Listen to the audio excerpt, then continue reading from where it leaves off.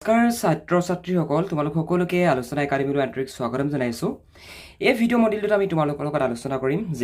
জিকিৰ পাঠটোৰ তোমালোকৰ যিমানখিনি পাঠভিত্তিক প্ৰশ্ন লগতে তোমালোকৰ জিকিৰ পাঠটোৰ যিখিনি short type questions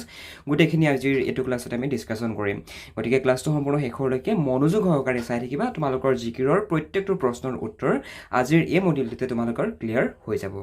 first important কুৱেশ্যনটো হৈছে জিকিৰৰ ৰচক কোন? তোমালোকে সকলোৱে জানা জিকিৰৰ ৰচক হৈছে আজান ফকীৰ বা শ্বাহ মিলন। বহুত ষ্টুডেণ্টে শ্বাহ মিলন এই যিটো তোমালোকে নাম দেখিছা নামটোত মানে শ্বাহ মিলান বুলি লিখিব যায়, কিন্তু শ্বাহ মিলান নহয়। কিতাপত লিখা আছে শ্বাহ মিলন, মিলান নহয়, শ্বাহ মিলন। গম পালানে? গতিকে এই যিটো আনচাৰটো মনত ৰখাবা। লগতে এই যিটো নামটোত তোমালোকে ভুল কৰি থৈ নাহিবা, মিলান লিখি নিদিবা। যদি মিলান লিখি দিয়া ভুল হৈ যাব। কিতাপত কি আছে? কিতাপত আছে আজান ফকীৰ বা শ্বাহ মিলন। অ'কে, 2 নম্বৰ কুৱেশ্যনটো মন কৰা। কোনবোৰ গীতৰ সৈতে জিকিৰ গীতৰ সুৰৰ সাদৃশ্য আছে? এইটো প্ৰশ্ন তোমালোকৰ কিতাপখনতে আছে আৰু এই প্ৰশ্নটোৰ শুদ্ধ উত্তৰটো হৈছে যে উজনি অসমত প্ৰচলিত বিভিন্ন লোকগীত যি ধৰণে তোমাৰ টোকাৰী গীত, দেহ বিচাৰৰ গীত ইত্যাদিৰ সুৰৰ সৈতে জিকিৰ আৰু জাৰীৰ গীতৰ সুৰৰ সাদৃশ্য আছে। হয়নে? অলৰাইট, 3 নম্বৰ কুৱেশ্যনটো মন কৰা যে জিকিৰ শব্দটো কি শব্দৰ পৰা ওলাইছে? One of the most important question হয়। এই যিটো জিকিৰ শব্দ, এই জিকিৰ শব্দটো কি শব্দৰ পৰা ওলাইছে? এই প্ৰশ্নটো তোমালোকৰ পৰীক্ষাত মানে প্ৰায় আহি থকা দেখিবলৈ পোৱা যায়। ইয়াৰ আনচাৰত আমি কি বুলি লিখিছোঁ মন কৰা যে জিকিৰ শব্দটো আৰবী শব্দ জিকৰ পৰা ওলাইছে। আৰু তোমালোকৰ পৰীক্ষাত যেতিয়া এনেকুৱা ধৰণৰ 1 মাৰ্কৰ কুৱেশ্যন দিব, অলৱেজ মনত ৰাখিবা এই যিখিনি ইম্পৰ্টেণ্ট ৱৰ্ড। এতিয়া জিকিৰ শব্দটো কি শব্দৰ পৰা ওলাইছে ইয়াত দেখিছানে বাৰু? ইয়াত আনচাৰটোত জিকিৰ শব্দটো জিকৰ পৰা ওলাইছে বুলি কোৱাৰ লগে লগে ইয়াতে তোমাৰ ঊৰ্ধ্বকমাৰ ভিতৰত সোমোৱা গৈছে। গতিকে তোমালোকে এনেকুৱা ধৰণৰ যেতিয়া তোমালোকৰ কুৱেশ্যন দিব সদায় ঊৰ্ধ্বকমাৰ ভিতৰত ভৰাই দিবা। এতিয়া গম পালানে জিকিৰ শব্দটো কিহৰ পৰা ওলাইছে? জিকিৰ শব্দটো আৰবী শব্দ জিকৰ পৰা ওলাইছে। নেক্সট কুৱেশ্যনটো ডিছকাশ্যন নকৰাৰ আগতে ভাইটি ভণ্টিসকল, তোমালোকৰ যিসকল ছাত্ৰ ছাত্ৰী অসমীয়া নতুবা ইংৰাজী মাধ্যমৰ পৰা আমাৰ এই ভিডিঅ' ক্লাছটো চাই আছা আৰু যদি তোমালোকে এমাইল ছাবজেক্টটোত অলপ দুৰ্বল অনুভৱ কৰা আৰু তোমালোকে যদি ঘৰতে বহি অসমীয়া বিষয়টো সম্পূৰ্ণৰূপে যদি পঢ়িব বিচৰা, য'ত তোমালোকক প্ৰত্যেকটো পাঠ ভাল ধৰণে অসমীয়াত বুজাই দিয়া যাব, লগতে তোমালোকৰ পাঠৰ ভিতৰৰ VSA টাইপ কুৱেশ্যনছ, লগতে পাঠ্যপুথিৰ অন্তৰ্গত যিবোৰ প্ৰশ্ন, গোটেইখিনি প্ৰশ্ন তোমালোকক অসমীয়াত বুজোৱা যায়। গতিকে তোমালোকৰ যিসকল ছাত্ৰ ছাত্ৰীৰ অসমীয়া বিষয়টো এমাইল ছাবজেক্টটো অলপ দুৰ্বল অনুভৱ কৰা, তোমালোকে যদি অসমীয়া বিষয়টো সম্পূৰ্ণৰূপে পঢ়িব বিচৰা আমাৰ ফালৰ পৰা স্ক্ৰীনত যিটো হোৱাটছএপ নাম্বাৰ দিয়া গৈছে, এই হোৱাটছএপ নাম্বাৰটো তোমালোকে আমালৈ ফোন নতুবা মেছেজ কৰি তোমালোকে অসমীয়াৰ যিটো কোৰ্চটো তোমালোকে নিজৰ মোবাইলত হোৱাটছএপতে ল'ব পাৰিবা। আৰু ইয়াৰ লগতে তোমালোকে আমাৰ কোৰ্চটোত এবছৰৰ বাবে ফ্ৰী পাৰ্চনেল গাইডেন্স পাবা, য'ত তোমালোকক স্কুলৰ হোমৱৰ্ক কৰোৱালৈকে আমাৰ ফালৰ পৰা আমাৰ টিচাৰসকলে তোমালোকক হেল্প কৰিব। গতিকে যিসকল ছাত্ৰ ছাত্ৰী অসমীয়া বিষয়টোত দুৰ্বল হৈ আছে আৰু যদি আমাৰ ফালৰ পৰা পঢ়িবলৈ বিচৰা, অনুগ্ৰহ কৰি আমাক যোগাযোগ কৰা, আমি তোমালোকক সম্পূৰ্ণৰূপে সহায় আগবঢ়াম। এইডোখৰতে কেইটামান তোমালোকক শব্দৰ অৰ্থ লিখিবলৈ দিছে। মন কৰাচোন যে ৰচুল, মুমিন, ৰহম আৰু কুতুব। এতিয়া এই শব্দকেইটাৰ মিনিং কি? এই শব্দকেইটাৰ অৰ্থ কি তাকেই আমাক সুধিছে। এতিয়া ৰচুল মানে কি? ৰচুল মানে হৈছে দেৱদূত নতুবা ঈশ্বৰৰ দ্বাৰা প্ৰেৰিত পুৰুষ নতুবা আল্লাহৰ দূত। ৰচুল মানে কি? ৰচুল মানে হৈছে আল্লাহৰ দূত। তোমালোকে এনেকৈ মনত ৰখাব পাৰা যে ৰচুল মানে কি? দেৱদূত নতুবা আল্লাহৰ দূত। মুমিন মানে কি? One of the most important question হয়। মুমিন মানে হৈছে বিশ্বাসী মুছলমান। তোমালোকৰ যদি কোনোবা মুছলিম ছাত্ৰ ছাত্ৰীয়ে যদি আমাৰ এইটো ক্লাছ কৰি আছা, তোমালোকে নিশ্চয় শুনিছা মুমিন। এতিয়া মুমিন বুলি কাক কোৱা হয়? যিজন বিশ্বাসী মুছলমান তেখেতকে মুমিন বুলি কোৱা হয়। ৰহম মানে কি? ৰহম মানে হৈছে দয়া। ৰহম কৰা বুলি যে কয়, হে আল্লাহ ৰহম কৰা, মানে হে আল্লাহ ৰহম কৰা মানে দয়া কৰা। ৰহম মানে কি? দয়া। কুতুব মানে কি? ধূপ নক্ষত্ৰ। অ'কে, চ' এইকেইটা আছিল তোমালোকৰ কিতাপৰ ফাৰ্ষ্ট যিটো পাৰ্ট 2ৰ কুৱেশ্যনছ।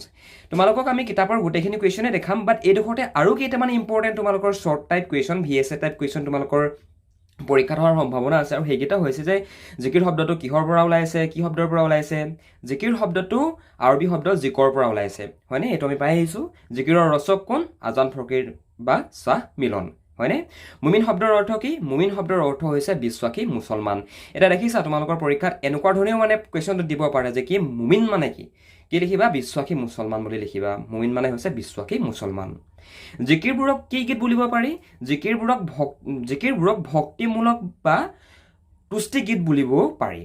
আজান ফকীৰৰ আচল নাম কি আছিল? আজান ফকীৰৰ আচল নাম আছিল হজৰত শ্বাহ মিলন। এইটো ইয়াত তোমালোকে দেখিছা মিলান হৈ আছে মিলান এইটো কাৰণে ইয়াত লিখি দিছোঁ তোমালোকৰ কিছুমান ষ্টুডেণ্টে মানে মিলান বুলি এই শব্দটো লিখিব যায় কিন্তু তোমালোকে এইটো শব্দ নিলিখিবা তোমালোকক পুনৰ এবাৰ কৈছোঁ এইটো মিলান নহয় এইটো হজৰত শ্বাহ মিলন অ'কে মই হচিকাই মি ল দন্ত্য ন মিলন গম পালানে মই তোমালোকক জাষ্ট বুজাবৰ কাৰণে এইটো এনেকুৱা ধৰণে লিখিছোঁ কিন্তু তোমালোকে পৰীক্ষাত ভুল নকৰিবা হজৰত শ্বাহ মিলান নহয় হজৰত শ্বাহ মিলনহে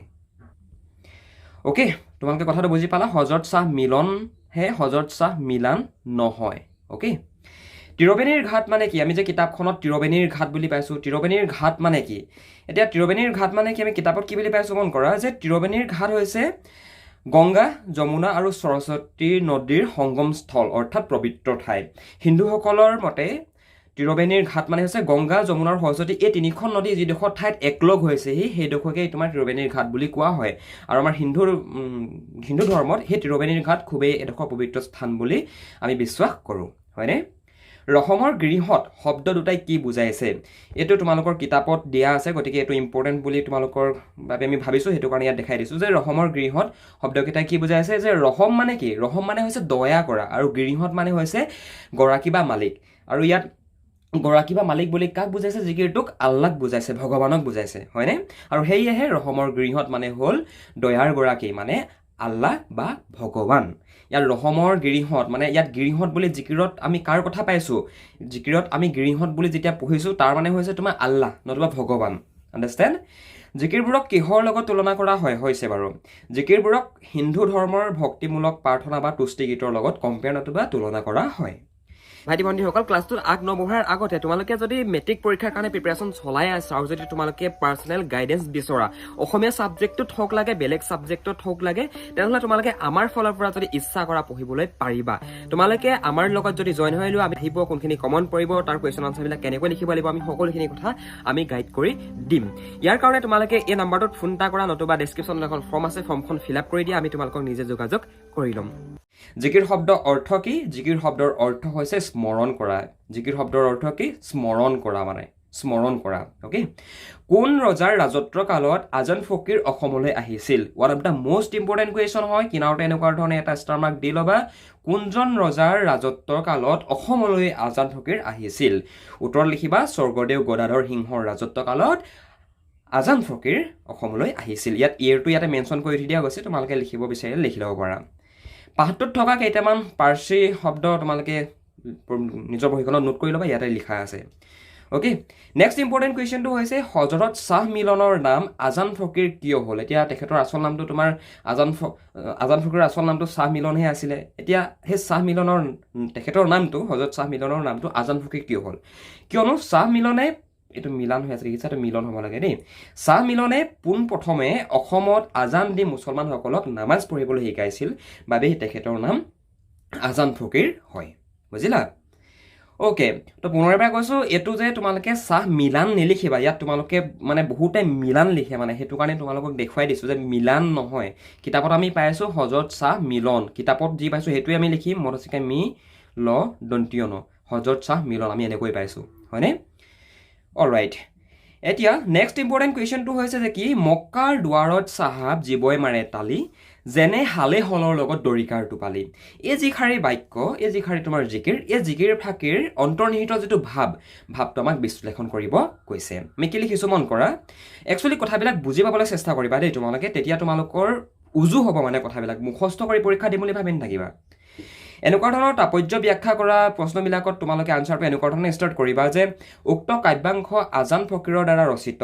জিকিৰ নামৰ কবিতাটোৰ পৰা দাঙি ধৰা হৈছে মক্কা হৈছে ইছলাম ধৰ্মী লোকসকলৰ পবিত্ৰ তীৰ্থস্থান নতুবা তীৰ্থস্থান বহু সৌভাগ্যৰ ফলতহে মানুহে এই পবিত্ৰ স্থান দৰ্শন কৰিবলৈ সুবিধা পায় এই মক্কালৈ যোৱা লোকসকলে যদি মনত কুচিন্তা হিংসা বা বেয়া ভাৱ লৈ গৈছে বা আল্লাহৰ নাম স্মৰণ কৰা নাই তেনে লোক আল্লাহৰ ৰহম মানে কি দয়া তাৰ পৰা বঞ্চিত হয় তো ইছলাম ধৰ্মাৱলম্বী লোকসকলৰ বাবে পুৱা মক্কা এডোখৰ খুবেই পবিত্ৰ স্থান অ'কে কিয়নো মক্কা বৰ্তমান তোমাৰ চাউদি আৰবত আছে অ'কে সেই চাউদি আৰবতে তোমাৰ হজৰত মুহাম্মদৰ জন্ম হৈছিলে মক্কাত অ'কে সেই চাউদি আৰবৰ এই যি পুৱা মক্কা বুলি আমি পাইছোঁ যে মক্কা তাতেই হজৰত মুহাম্মদৰ জন্ম হৈছিল আৰু সেইটো কাৰণে ইছলাম ধৰ্মাৱলম্বী লোকসকলৰ বাবে তেখেতলোকে বিশ্বাস কৰে যে কি সেই ঠাইডোখৰ তেখেতলোকৰ বাবে খুবেই এডোখৰ পবিত্ৰ স্থান আৰু বহু সৌভাগ্যৰ মূৰতহে এজন সাধাৰণ মানুহে সেই পবিত্ৰ পুৱা মক্কা নতুবা সেই পবিত্ৰ মক্কা দৰ্শন কৰিবলৈ সুবিধা পায় কিন্তু যদি মক্কালৈ যোৱা ব্যক্তিজনে মনত যদি অহিংসা কুচিন্তা বা বেয়া ভাৱ লৈ পিনে মক্কালৈ যায় নতুবা সেই ব্যক্তিজনে যদি কাহানিও আল্লাহৰ নাম স্মৰণ নকৰে তেতিয়া তেনে লোক আল্লাহৰ ৰহম তেতিয়া তেনে লোক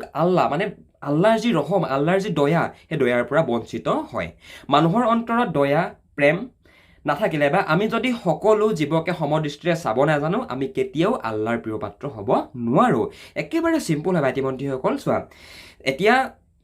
ইয়াত আমি কি পাইছোঁ মন কৰা যে মক্কা ইছলাম ধৰ্মাৱলম্বী লোকসকলৰ বাবে এডোখৰ খুবেই পবিত্ৰ স্থান তেখেতলোকে বিশ্বাস কৰে হয়নে আৰু মক্কা ক'ত আছে চাউদি আৰবত আছে এতিয়া ইয়াত কবিয়ে কৈছে যে কি ইয়াত আমাক আজান ফকীৰে কৈছে যে কি যে সেই পবিত্ৰ মক্কা যদি কোনোবা যায়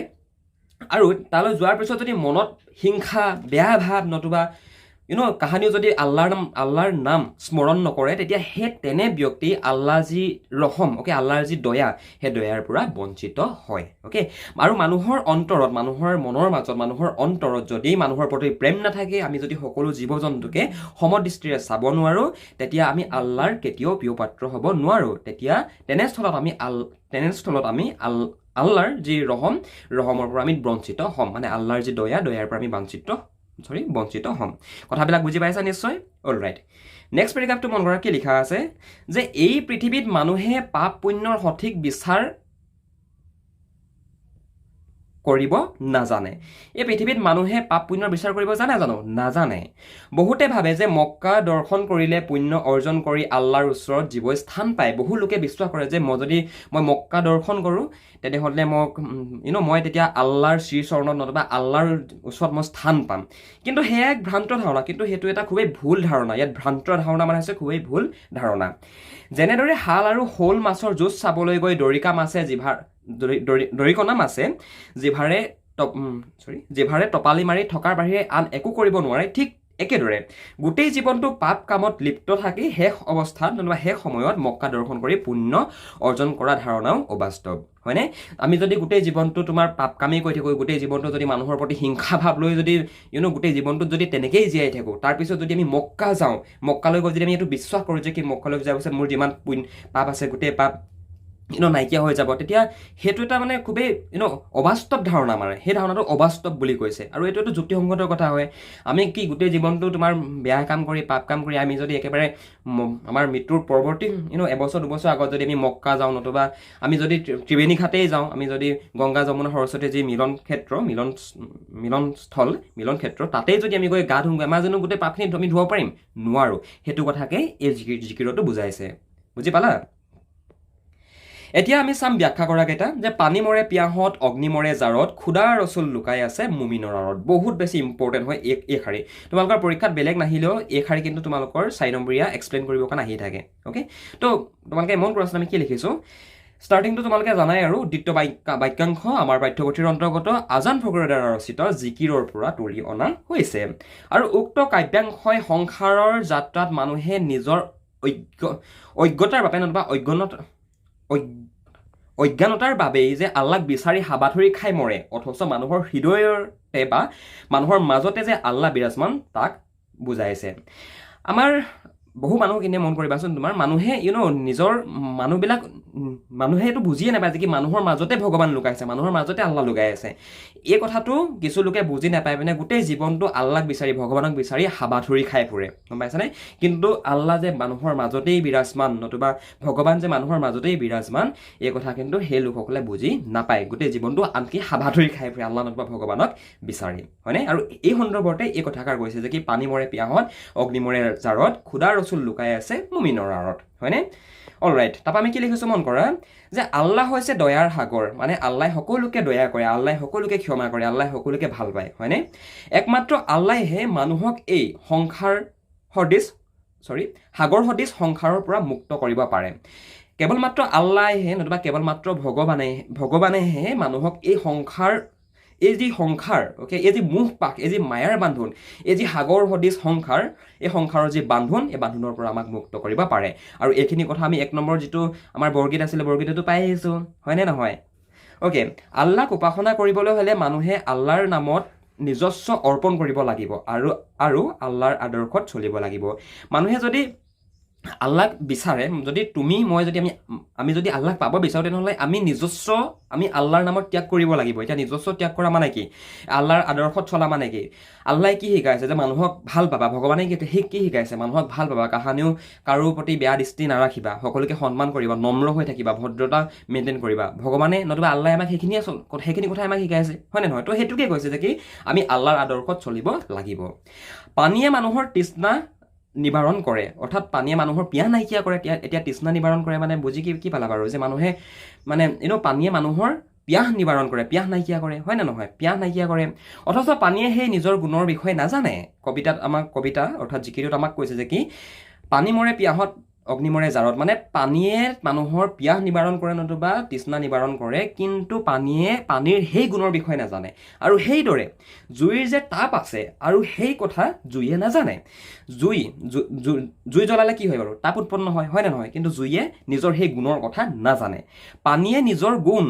আৰু লগতে অগ্নিয়েও নিজৰ গুণৰ কথা নুবুজাৰ দৰে মানুহেও মানুহৰ মাজতেই নিহিত হৈ থকা আল্লাহক উপলব্ধি কৰিব নোৱাৰি পবিত্ৰ স্থানত আল্লাহক বিচাৰি ফুৰে। মানুহে মানে যি ধৰণে পানীয়েও এইটো কথা বুজি নাপায় যে কি পানীৰ যিটো গুণৰ বিষয়ে নাজানে, ঠিক তেনেকুৱা ধৰণে জুইয়ে নিজৰ গুণৰ বিষয়ে নাজানে, যে জুইয়ে তাপ দিয়ে, হয়নে নহয়? কিন্তু জুইয়ে নিজৰ গুণৰ বিষয়ে নাজানে বুলি আমাক কৈছে। ঠিক তেনেকুৱা ধৰণে মানুহেও মানুহৰ মাজত লুকাই থকা, অ'কে, নিহিত হৈ থকা আল্লাহক উপলব্ধি কৰিব নোৱাৰি পবিত্ৰ যিসমূহ স্থল, সেই স্থলসমূহত আল্লাহক বিচাৰি হাবাথুৰি খাই ফুৰে। আৰু মানুহে অন্তৰত নিহিত হৈ থকা আল্লাহক উপলব্ধি কৰিব পাৰিলে পবিত্ৰ তীৰ্থলৈ যোৱাৰ কোনো প্ৰয়োজন নাই। মানুহে যদি এইটো কথা অনুভৱ কৰিব পাৰে, অথবা মানুহে যদি এইটো কথা বুজি পায় যে কি ভগৱান মানুহৰ মাজতে আছে, তেতিয়া আমাৰ কোনো ধৰণৰ পবিত্ৰ স্থানলৈ গৈ আমি ভগৱান অথবা আল্লাহক আৰাধনা কৰিব আমাৰ প্ৰয়োজন নাই। একমাত্ৰ একান্ত ভক্তিৰ দ্বাৰাহে আল্লাহক উপলব্ধি কৰা সম্ভৱ, আল্লাহ নতুবা ভগৱানক উপলব্ধি কৰা সম্ভৱ। তো এইটোকে বুজাইছে যে কি চোৱা ভাইটি ভণ্টিসকল, ভগৱান মানুহৰ মাজতেই আছে। গতিকে আমি যদি মানুহক ভাল পাওঁ, আমি মানুহৰ লগত যদি মিলা প্ৰীতিকে থাকোঁ, তেনেহ'লে ভগৱানক পূজা কৰিবৰ কাৰণে যিসমূহ তোমাৰ স্পেচিয়েল ঠাই থাকে ন, উদাহৰণস্বৰূপে মক্কা, সেই মক্কালৈ নগ'লেও হয় বুলি আমাক কৈছে মানে ইয়াত স্বামীলনে, বুজিলা? মক্কাৰ দুৱাৰত চাহাব তিৰবেণীৰ ঘাট, বেহাব নোৱাৰে তাত মায়াই ভেটে বাট। ইয়াত চাহাব হদে, এইটো ৰ হৈ গ'ল, এইটো কবিতা লিখোঁতে, কিন্তু এইটো ব হ'ব লাগে। মক্কাৰ দুৱাৰত চাহাব তিৰবেণীৰ ঘাট, বেহাব নোৱাৰে তাত মায়াই ভেটে বাট। তোমালোকে যদি 10ম শ্ৰেণী নতুবা 9ম শ্ৰেণীত পঢ়ি আছা আৰু যদি তোমালোকে এক্সামৰ কাৰণে প্ৰিপেৰেশ্যন চলাই আছা, তেনেহ'লে তোমালোকে আমাৰ ফালৰ পৰা যদি অনলাইন টিউশ্যন কৰিব বিচৰা, টিউশ্যন ল'ব বিচৰা, তেনেহ'লে ল'ব পাৰিবা। তাৰ কাৰণে তোমালোকে এই যিটো হোৱাটছএপ নাম্বাৰ দেখিছা, এই হোৱাটছএপ নাম্বাৰটোত এটা মেছেজ কৰিব পাৰা, নতুবা আমালৈ ডাইৰেক্ট ফোন কৰিব পাৰা। আমি তোমালোকক আমাৰ একাডেমীত এডমিশ্যনটো কৰাই দিম। আৰু তোমালোকে আমাৰ থ্ৰুৱেদি যদি পঢ়া, তোমালোকক আমি সকলোখিনি বস্তু গাইড কৰি দিম। প্ৰশ্ন উত্তৰ কেনেকৈ লিখিব লাগিব, তোমালোকে প্ৰশ্ন উত্তৰবিলাকৰ ফৰ্মেটটো কেনেকুৱা কৰিব লাগিব, সকলোখিনি কথা তোমালোকক আমি শিকাই দিম। গতিকে তোমালোকে যদি মেট্ৰিক পৰীক্ষা নতুবা ক্লাছ 9ত পঢ়ি আছা, যদি আমাৰ থ্ৰুৱেদি পঢ়িব বিচৰা, তেনেহ'লে আমাৰ লগত যোগাযোগ কৰিব পাৰা, আমি তোমালোকক সম্পূৰ্ণ সহায় কৰিব পাৰিম। উক্ত কবিতাফাঁকি আমাৰ পাঠ্যপুথিৰ অন্তৰ্গত আজান ফকীৰদেৱে লিখা জিকিৰ পাঠটোৰ পৰা তুলি অনা হৈছে। নেক্সট কি লিখিম আমি? উক্ত কাব্যাংশত উল্লেখিত ত্ৰিবেণী ঘাট কথাষাৰে মক্কা যে এখন পবিত্ৰ তীৰ্থভূমি তাকেই বুজাইছে, আৰু লগতে কবিয়ে মায়াত আবদ্ধ হৈ থকা ব্যক্তিয়ে যে আল্লাহৰ দৰ্শন লাভ কৰিব নোৱাৰে তাকেই ক'ব বিচাৰিছে। এতিয়া ত্ৰিবেণীৰ ঘাট এই কথাষাৰে মক্কা যে এখন পবিত্ৰ তীৰ্থভূমি তাকে বুজাইছে। এতিয়া ত্ৰিবেণীৰ ঘাট বুলি কোৱাৰ লগে লগে গংগা যমুনা সৰস্বতীৰ সংগম যিডোখৰ ঠাইত মানে একলগ হৈছে, সেইডোখৰকে আমি বুজোঁ। ঠিক তেনেকুৱা ধৰণে আমাৰ হিন্দুসকলৰ বাবে সেই ত্ৰিবেণীৰ ঘাট এডোখৰ খুবেই পবিত্ৰ স্থান, হয় নে নহয়? ঠিক তেনেকুৱা ধৰণে ইছলাম ধৰ্মাৱলম্বী লোকসকলৰ কাৰণে মক্কা এডোখৰ খুবেই পবিত্ৰ স্থান, অ'কে? আৰু কবিয়ে এইটো কথা কৈছে যে কি মায়াত আবদ্ধ হৈ থকা ব্যক্তিয়ে আল্লাহৰ দৰ্শন লাভ কৰিব নোৱাৰে। যি লোকে মায়াত আবদ্ধ হৈ থাকে, যি লোকে এই সংসাৰৰ মোহ পাশ মায়াৰ বান্ধোনত আবদ্ধ হৈ থাকে, সেই ব্যক্তিয়ে কাহানিও ভগৱানৰ দৰ্শন নতুবা আল্লাহৰ দৰ্শন লাভ কৰিব নোৱাৰে, তাকেই ক'ব বিচাৰিছে। আণ্ডাৰষ্টেণ্ড? আৰু ভাইটি ভণ্টিসকল, ইয়াত মক্কাক ত্ৰিবেণীৰ ঘাটৰ লগত তুলনা কৰা হৈছে এতিয়া ত্ৰিবেণী ঘাট বুলি কোৱাৰ লগে লগে কি কৈ আহিছিলোঁ অলৰেডি তোমালোকক যে ত্ৰিবেণী ঘাট হৈছে ত্ৰিবেণী নতুবা ত্ৰিবেণী বুলি ক'লেও হয় ত্ৰিবেণী হৈছে হিন্দুসকলৰ পবিত্ৰ তীৰ্থস্থান হিন্দুসকলে পবিত্ৰ বুলি মানি অহা গংগা যমুনা আৰু সৰস্বতী নদীৰ সংগমস্থলক ত্ৰিবেণীৰ ঘাট বুলি কোৱা হয় এতিয়া গংগা যমুনা আৰু সৰস্বতী এই তিনিখন নদী যিডোখৰ ঠাইত একলগ হৈছেহি সেইডোখৰকেই তোমাক ত্ৰিবেণীৰ ঘাট বুলি কোৱা হয় আৰু হিন্দুসকলে বিশ্বাস কৰে যে যদি এই ত্ৰিবেণীৰ ঘাটত স্নান কৰিব পাৰে তেন্তে সকলো পাপ নাইকিয়া হয় হিন্দু লোকসকলে এইটো কথা বিশ্বাস কৰে যে যদি কোনো ব্যক্তিয়ে সেই ত্ৰিবেণীৰ ঘাটত যদি স্নান কৰে মানে গা ধুৱে স্নান কৰে তেতিয়া সকলো পাপ নাইকিয়া হয় আৰু কবিয়ে পবিত্ৰ মক্কাক ত্ৰিবেণীৰ ঘাটৰ লগত তুলনা কৰিছে হয়নে আৰু মক্কা হ'ল মুছলমানসকলৰ পবিত্ৰ তীৰ্থস্থান আৰু মক্কালৈ গ'লে মানুহৰ সকলো পাপৰ খণ্ডন হয় আৰু জীৱনত মুক্তি লাভ কৰিব পাৰি বুলি মুছলমান লোকসকলে বিশ্বাস কৰে যিধৰণে হিন্দু লোকসকলে এইটো বিশ্বাস কৰে যে কি আমি যদি ত্ৰিবেণীৰ ঘাটত গৈ যদি আমি গা ধুওঁ মানে য'ত গংগা যমুনা আৰু সৰস্বতী নদীৰ মানে একলগ হৈছেহি গম পাইছানে বাৰু সেই সংগমস্থলকে ত্ৰিবেণীৰ ঘাট বুলি কোৱা হয় হিন্দু লোকসকলে বিশ্বাস কৰে যে কোনো ব্যক্তিয়ে যদি তাত স্নান কৰে তেনেহ'লে মানুহৰ জীৱনৰ যিসমূহ পাপসমূহ নাইকিয়া হয় হয়নে ঠিক তেনেকুৱা ধৰণে ইছলাম ধৰ্মাৱলম্বী লোকসকলেও মুছলমান লোকসকলেও পবিত্ৰ তীৰ্থস্থান বুলি তেখেতলোকে বিশ্বাস কৰে মক্কা আৰু মক্কালৈ যদি কোনো ব্যক্তি যাব পাৰে মক্কালৈ যদি যায় তেতিয়া মানুহৰ সকলো পাপ খণ্ডন হয় আৰু জীৱনত মুক্তি লাভ কৰিব পাৰে বুলি মুছলমান লোকসকলে বিশ্বাস কৰে কিন্তু মায়া মোহত বন্দী হৈ থকা মানুহে মক্কালৈ গ'লেও আল্লাহৰ দৰ্শন লাভ কৰিব নোৱাৰে যি ব্যক্তিয়ে মায়া বান্ধোন মোহত বন্দী হৈ থাকে সেই মানুহে কিন্তু মক্কালৈ গ'লেও কেহানিও আল্লাহৰ দৰ্শন লাভ কৰিব নোৱাৰে এতিয়া মোহপাশ মানে কি মায়াৰ বান্ধোন আমি আগৰ ক্লাছটোত পাই আহিছোঁ আই থিংক তোমালোকে কনচেপ্টটো বুজি পাইছা ইয়াত হয়নে এই মায়ামোহে তেওঁলোকক মুক্তিৰ পথত বাধা দিয়ে আৰু প্ৰকৃত শান্তি কেৱল ভগৱানৰ চিন্তা কৰিহে লাভ কৰিব পাৰি আৰু উক্ত কথাফাকিৰ জৰিয়তে তাকেই বুজাব বিচৰা হৈছে আচল যি প্ৰকৃত শান্তি মানুহে ভগৱানৰ প্ৰতি একান্ত ভক্তিৰ দ্বাৰাহে মানুহে প্ৰকৃত শান্তি লাভ কৰিব পাৰে এতিয়া তোমালোকে ক'ব পাৰা যে দাদা সুখ আৰু শান্তি এই দুটাৰ মাজত কিবা ডিফাৰেঞ্চ আছে নেকি আছে সুখ বস্তুটো মেটেৰিয়েলিষ্টিক বস্তু হয় অৰ্থাৎ আজি মোক এটা আইফোন লাগে আজি মোক এখন গাড়ী লাগে আজি মোক এটা ডাঙৰ ঘৰ লাগে মই সুখী হ'ম গম পাইছেনে সুখ বস্তুটো মেটেৰিয়েলিষ্টিক বস্তু হয় কিন্তু মানুহে অন্তৰে কি বিচাৰে বাৰু মানুহে সদায় শান্তি বিচাৰে যে মোক শান্তিত জীয়াই থাকিব লাগে মোক শান্তি লাগে গম পাইছানে গতিকে সেইটো কাৰণে তোমাৰ সংস্কৃততো এষাৰ শ্লোক আছে যে ত্যাগ শান্তি অনন্তৰাম তাৰ মানে তোমাক যদি শান্তি লাগে জীৱনত তোমাক যদি শান্তি লাগে তেনেহ'লে তুমি ত্যাগ কৰিবলৈ শিকা ত্যাগ শান্তি অনন্তৰাম অ'কে চ' আই থিংক কথাবিলাক বুজি পাই আছা আৰু ইয়াত ত্যাগ কৰাৰ অৰ্থটো ইয়াত এইটো বুজোৱা গৈছে যে কি মোহ পাশ মায়াৰ বান্ধোন এইবিলাক ত্যাগ কৰি পিনে আমি ভগৱানৰ প্ৰতি একান্ত ভক্তিৰ যদি আমি ৰাখিব পাৰোঁ তেতিয়া আমি আমাৰ জীৱনত সফল হ'ম নতুবা আমি জীৱনত এই যি মোহ পাশ মায়াৰ বান্ধোন এই মায়াৰ বান্ধোনৰ পৰা আমি মুক্ত হ'ম আণ্ডাৰষ্টেণ্ড অলৰাইট হজাৰ মইনাটিৰ অনেক যুৱতী দেও মাৰি পাৰ হ'লে এৰিলে পিৰিতি এষাৰি আমাক ব্যাখ্যা কৰিব দিছে